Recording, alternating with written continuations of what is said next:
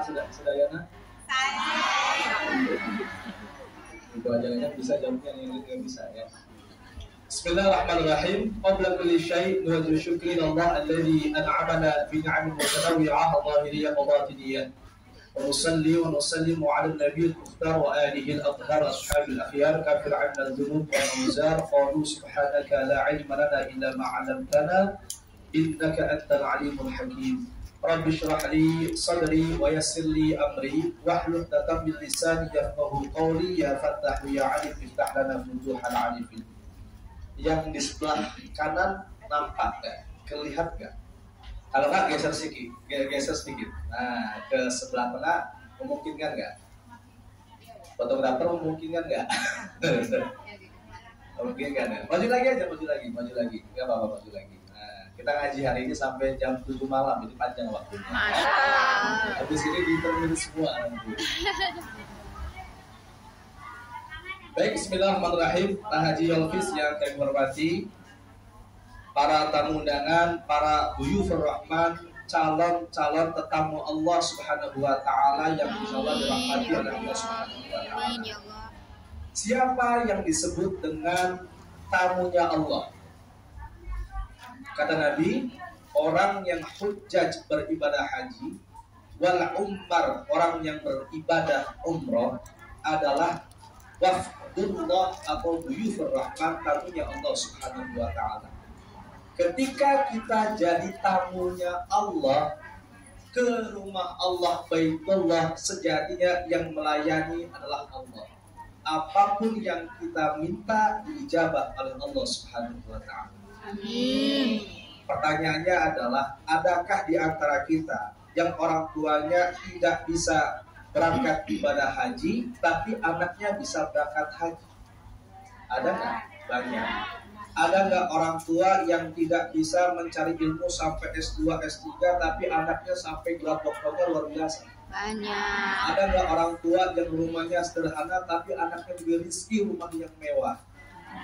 Jangan lupa, di setiap kesuksesan yang kita miliki ada doa-doa yang diselipkan oleh orang tua kita di setiap malamnya.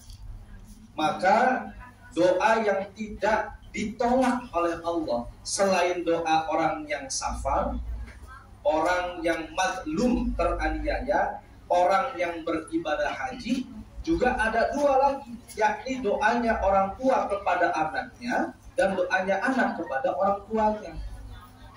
Kita di rantau paling tidak sudah punya dua keistimewaan. Satu, di tanah yang jauh dari keluarga, bisa jadi safar. Yang kedua, kadang-kadang di antara kita ada yang mazlum teraniaya, entah dianiaya mantan suami atau dianiaya mantan yang lain, gitu ya. Gitu Pak Yonus ya. Tapi ada juga yang kemudian teraniaya, ada juga yang kemudian kita di sini itu, Masya Allah ya, bisa berangkat haji dengan kemudahan, bisa jadi. Tapi juga sebaliknya dengan kesusahan. Maka setiap gerak langkah kita, ayo kita minta pada Allah doa, tidak hanya buat diri kita, tapi juga dzurriyyah kita. Rabbi ja'alni muqimas salati wa min dzurriyyati. Ya Allah, jadikan aku dan keturunanku. Maka jangan lupa, doanya Nabi Ibrahim itu nggak pernah buat dirinya saja, tapi buat dzurriyyahnya. Kalau nanti sampai akhir hidup kita tidak dimudahkan beribadah haji, mudah-mudahan keturunan kita bisa berangkat ibadah haji. Dan apa yang kita niatkan, karena itu kebaikan sudah dicatat oleh Allah Subhanahu wa taala. Pak Yolfis sudah menggeser satu slide yang mungkin agak remeng-remeng ya. Baik. Ini namanya apa nih? Ka'bah. Kalau Ka'bah enak banget. Bukan Ka'bah, namanya apa? Miniatur Ka'bah. This is miniatur, ya, Ka'bah kecil. Apa Ka'bah kecil? Karena bukan Ka'bah yang sebenarnya. Kalau Ka'bah yang sebenarnya ukurannya luar biasa, 13 meter. Kalau ini berapa meter, Pak Haji? Cuma 1,5 meter, sepersekiannya. Kalau miniatur Ka'bah, ya, ngerinyumin, coba ya. Ngerinyumin tuh, apa namanya? Hajar Aswad. Kalau di Ka'bah yang aslinya antri, masya Allah. Apa sekantor tadi kok nggak ada yang ciumin gitu, masya Allah ya. Di Ka'bah kata Allah, Inna awwala baitin wudi'a lin-nasi lalladzi bi Bakkata mubaraka. Ketika Allah ya menciptakan semesta dan bumi belum dihamparkan, ternyata ada makhluk yang Allah ciptakan yang namanya Baitullah. Jadi rumah pertama kali di dunia sebelum bumi itu dihamparkan adalah Baitullah. Pertanyaannya, Baitullah ini yang kita sembah? No, bukan. Yang kita sembah Rabbah dan Bait. Tuhannya yang punya ini rumah. Terus ini apa? Titik. Titik apa? Jantungnya dunia. Kalau kita punya jantung manusia, ketika jantung kita sehat, maka seluruh tubuh akan sehat. Pun ketika dunia itu sehat jantungnya, karena banyak yang tawaf dan banyak yang sholat di sekelilingnya, maka selama itu insya Allah kiamat masih agak mundur-mundur. Dan ingat, Ka'bah itu pertama kali dibangun, siapa yang mentawafi? Malaikat. Malaikat mentawafi Ka'bah.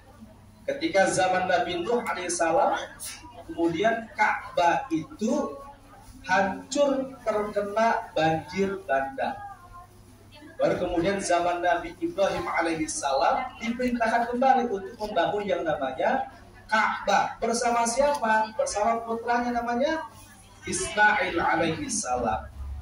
Lalu kemudian tangganya namanya makom. Makom itu tempat berdiri, ini makomnya. Nah, aslinya makomnya di sini. Aslinya. Ketika zaman Umar bin Khattab dimundurkan agar orang yang tawaf mudah mengelilingi Ka'bah.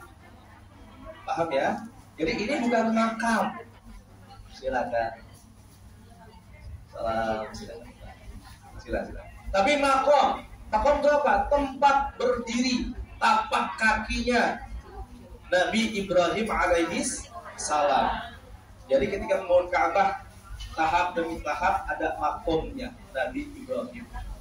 Setelah Ka'bah terbangun, lalu kemudian Allah Subhanahu wa Ta'ala memerintahkan Nabi Ibrahim, ya Ibrahim, naiklah ke Jabal Abu Qubays, naik ke Jabal Qubays. Serukanlah seluruh umat manusia dimanapun dan kapanpun berada untuk menunaikan ibadah di Baitullah ini. Lalu apa kata Nabi Ibrahim? Ya Allah, bagaimana seruanku yang sangat terbatas ini sampai kepada orang di penjuru dunia? Bagaimana suaraku yang terbatas ini bisa sampai kepada keturunanku seterusnya? Apa kata Allah? Sudah, serukanlah. Insya Allah saya akan sambungkan seruanmu dimanapun dan kapanpun umat ini berada.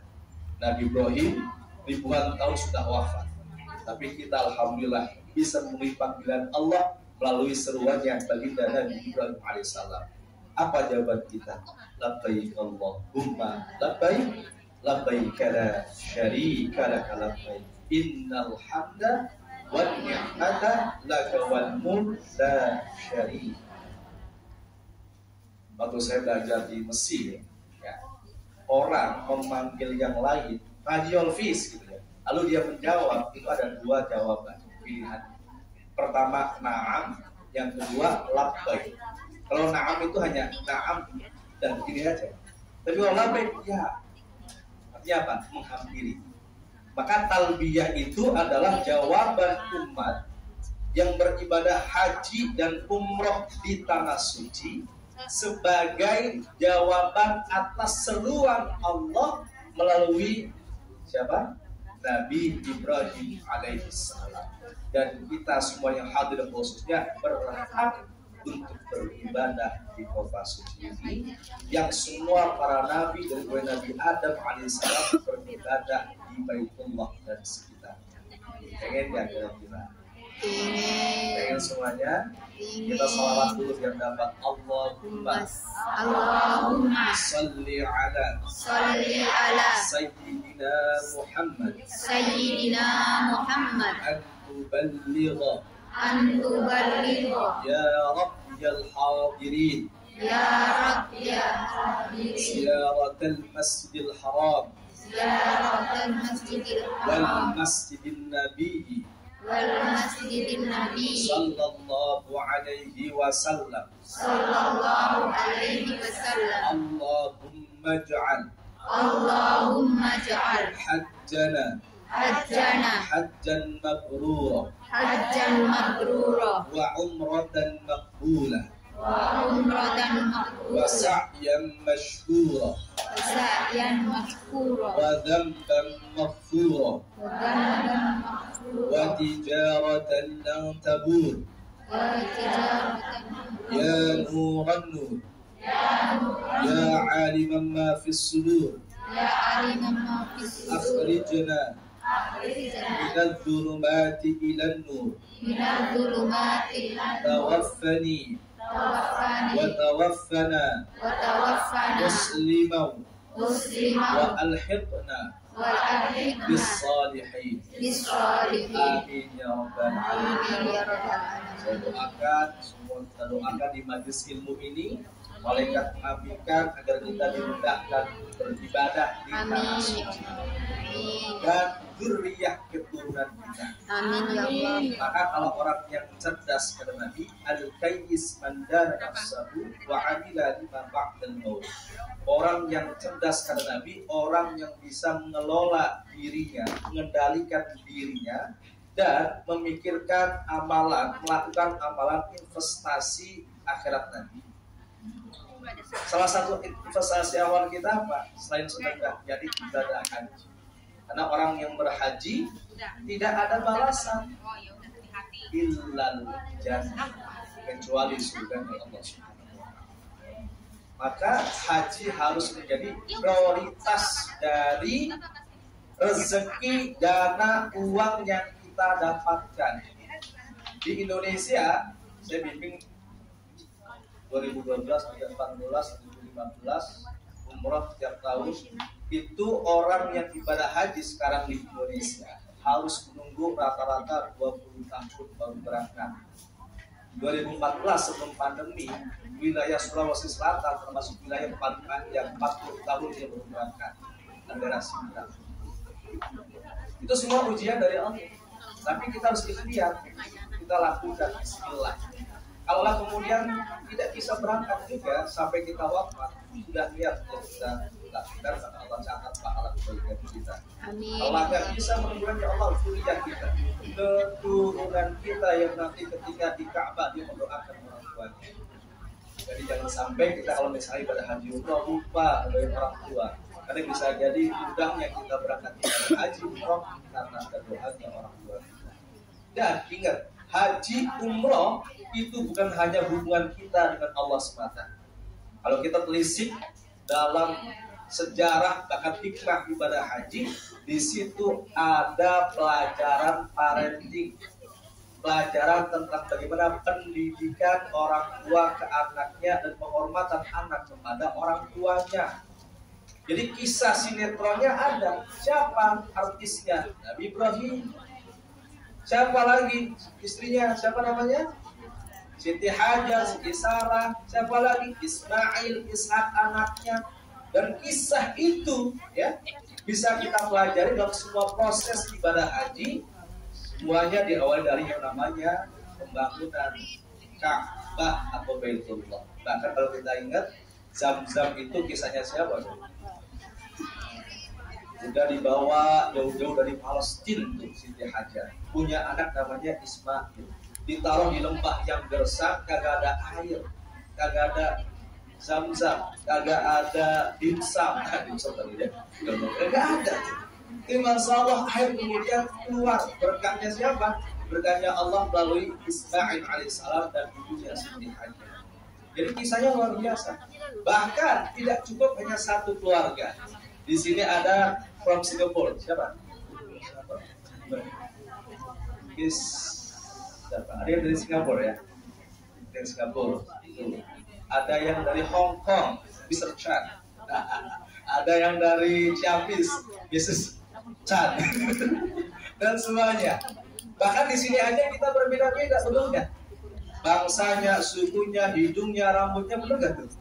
Warna kulitnya, ibuku dari Sunda, berkulit putih, cantik sekali, sedang ayahku dari Jawa, berkulit Sawo matang. saya ngomong manis sekali, suku Sunda, suku Jawa, bangsa Belanda Indonesia, kulit putih, kulit hitam, semua adalah sama. Orang ningrat atau pejabat, orang kaya atau melarat, di mata Allah yang termulia adalah yang paling takwa. Jadi kita semua di sini Allah nggak lihat dari mana bangsa kita, negara kita tak lihat Allah. Allah nggak lihat, tapi yang Allah lihat adalah ketakwaannya. Maka nanti ketika musim haji jutaan orang musim haji. Kalau lagi musim haji itu masya Allah ya. Karena apa? Allah bisa mengumpulkan seluruh umat dari seluruh negara dunia di satu tempat. Dan kita nggak mandang yang lain itu buruk dan tak mandang yang lain itu lebih, semuanya sama di mata Allah. Maka bagaimana kemudian dalam ibadah haji, ibadah umroh, kita betul-betul memastikan proses ibadahnya baik, niat tulus karena Allah. Ingat, niat pertama karena Allah nih, jangan karena siapa-siapa, karena Allah. Memastikan ibadah kita itu betul-betul niat karena Allah.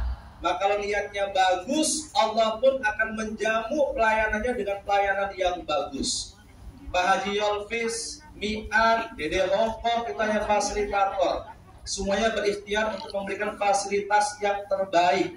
Tapi bisa jadi secara dunia, orang di antara kita ada yang puas dan tidak puas, tergantung kita. Saya bawa jamaah itu berkali-kali tiap tahun. Ustaz, kenapa makanannya kagak enak? Dari mulai awal berangkat sampai akhir makanan kagak enak terus. Kagak. Ustaz, ini Ka'bah kok nggak ada atapnya ya?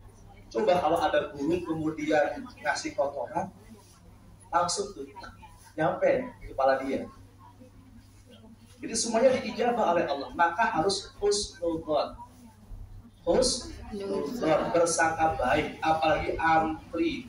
Dengan berbagai negara, bahasanya berbeda, culture-nya berbeda, sikapnya berbeda. Ustaz, mohon maaf nih, ada orang kita yang rasial banget.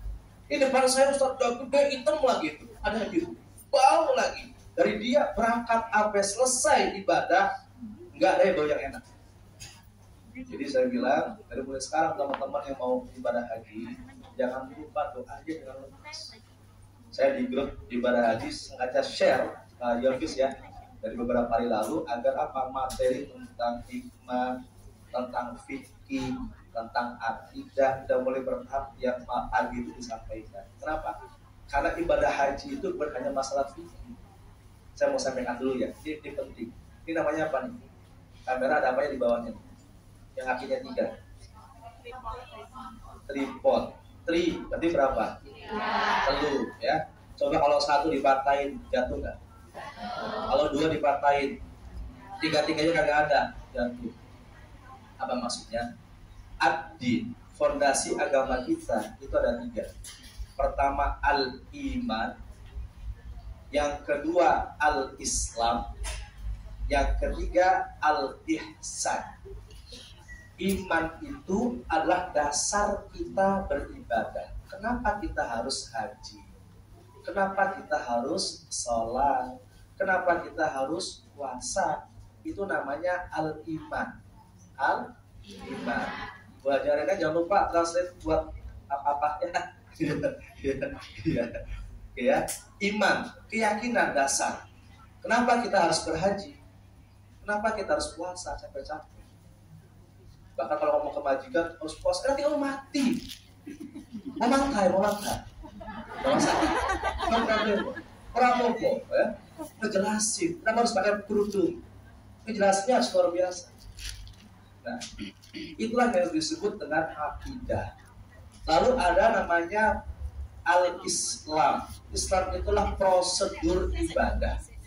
Wacananya syariah, ilmunya namanya fikih. Maka orang pengen haji ada namanya fikih haji atau manasik haji. Itu kaitan dengan sah atau tidak sahnya beribadah. bukan bagus atau tidak bagusnya beribadah. Kalau bagus atau tidak bagus, ada yang ketiga namanya al-ihsan. Al-ihsan itu sikap dalam beribadah. Contoh, orang sholat, Fikri sholat pakai celana bola, tapi sampai sini, lalu nggak pakai kaos. Pertanyaannya, sah nggak sholatnya? Sah, tapi bagus nggak? Enggak. Jadi bagaimana kita kemudian ibadah itu sah secara fikihnya, juga bagus secara akhlak atau sikap beribadahnya. Kalau orang yang sudah sholat 5 waktu, jadinya Allah apa coba? Inna salata tanha 'anil fahsya'i wal munkar. Harusnya orang yang sudah sholat itu maksiatnya nggak jalan, nipunya nggak dia lakuin, korupsinya nggak dia lakuin. Kenapa? Tadi tanha 'anil fahsya'i wal munkar. Tapi pertanyaannya, ada orang yang sholat maksiat jalan terus. Yang salah sholatnya apa orangnya? Berarti di antara kita ada yang memahami sholat itu hanya sekedar ritual saja, fikih, tapi nggak makna, nggak memaknai apa sih makna tawaf, apa sih maknanya sa'i, apa sih maknanya wukuf di padang Arafah. Itu nanti kita akan bahas beberapa kali ketika persiapan ibadah haji. Ya. Baik, ini Ka'bah. Saya kenal nama Ka'bah ya. Pak Yulkis sudah bawa dari Jakarta, coba Masya Allah. Jauh-jauh Ka'bahnya diangkut dari Jakarta. Gimana cara bawanya? Ka'bah itu memiliki 4 rukun. Rukun itu pojokan. Ya. Yang pertama rukun Hajar Aswad yang ada batu hitamnya. Dulunya batunya bersih, karena sering diusapin sama kepala yang kita yang maksiat terus, jadinya hitam hajarnya, Hajar Aswad. Lalu kemudian ada yang namanya rukun Yamani sebelah kiri saya, sebelahnya. Jadi kalau orang ketika tawaf antara rukun Yamani dan rukun Hajar Aswad itu doanya doa 1 jagat. Rabbana atina fid dunya hasanah wa fil akhirati hasanah wa qina adzabannar wa adkhilnal jannata ma'al abrar ya aziz ya ghaffar ya rabbal alamin. Lalu kemudian ada rukun Iraqi sebelah sini. Lalu rukun Syami sebelah sana. Nah, di sini nanti ada yang berbentuk tuh, ingat nggak?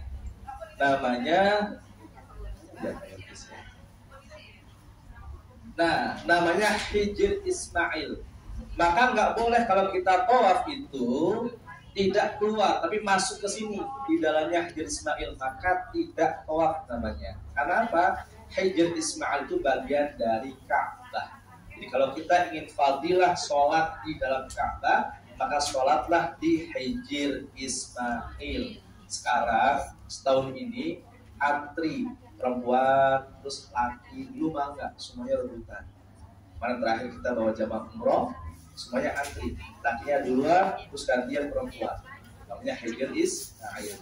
Lalu kemudian namanya Multazam. Multazam itu adalah antara pintu Ka'bah dengan Hajar Aswad, itu namanya Multazam. Multazam itu tempat yang mustajabah kita untuk berdoa. Kalaulah yang perempuan sulit, nggak apa-apa, mundur di belakangnya. Kalau laki-laki mudah, silakan. Apa di sana? Menempelkan dadanya, minta ampun pada Allah, perbanyak doa di sini. Ini Multazam, tempat yang sangat mustajabah. Dan Umar bin Khattab melaksanakan seperti itu. Di sini makam Ibrahim. Setelah kita tawaf nanti, maka sunnah sholat di belakang makam Ibrahim. Ya, di sini sholat sunnah barokah. Baru sebenarnya sofa dan marwah sebelah sini. Nanti kita akan praktek di sofa marwahnya seperti ini. Ya. Oke. Baik. Lalu ada jus mainnya ya. Oke. Pertanyaan berikutnya adalah, siapa sih yang berkewajiban untuk ibadah haji? Seluruh umat muslim wajib haji. Yang mana? Yang Islam, yang akil berakal, yang baligh, kemudian yang mampu Nah, ini mampu kenapa Ustaz? Mampu apa nih istidoa itu? Pertama, mampu ono duite. Iya, ono duite.